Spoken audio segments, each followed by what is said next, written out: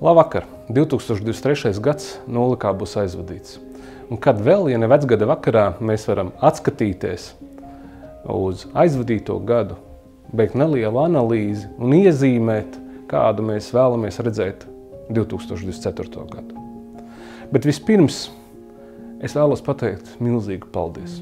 Es vēlos pateikt paldies ikvienam Latvijas robežsargam, kurš šobrīd sargā mūsu robežu, ikvienam iekšlietu struktūru darbiniekam, kas šobrīd rūpējas par mūsu iekšējo drošību, ikvienam mediķim, kas ikdienā un arī šobrīd glābi mūsu dzīvības.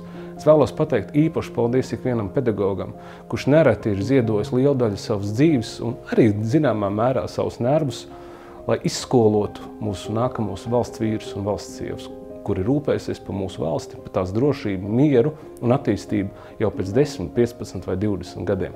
Paldies!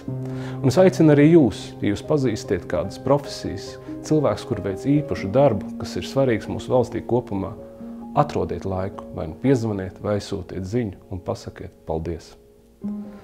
Bet atgriežoties pie 2023. gada, man nāk prātā kāda atziņa, ko man nereti mēdza atgādināt mans tēvs, kad es vēl biju mazs puika, ka vienīgais, kas ir pilnīgi nemainīgs uz šīs pasaules, ir tas, ka mainās pilnīgi viss. Mainās cilvēki, mainās daba, mainās klimats, mainās valdības, mainās notikumi pasaulē. Mēs atceramies vēl pirms dažiem gadiem, mēs kopīgi cīnījāmies pret kādu globālu pandēmiju, tad šobrīd mūs kopīgi satrauc miers.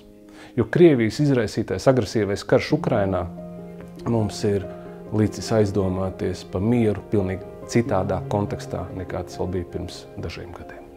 Tāpēc miers katrā no jums, miers katrā ģimenē, miers katrā kolektīvā un miers mūsu valstī šobrīd ir pats svarīgākais. Šai sakarā man nāk prātā kāda otra atziņa, kas ir laime. Jo jaunajā gadā mēs viens otram gadiem vienmēr novēlam laimi. Bet kas ir laimes noslēpums? Laimes noslēpums ir brīvība.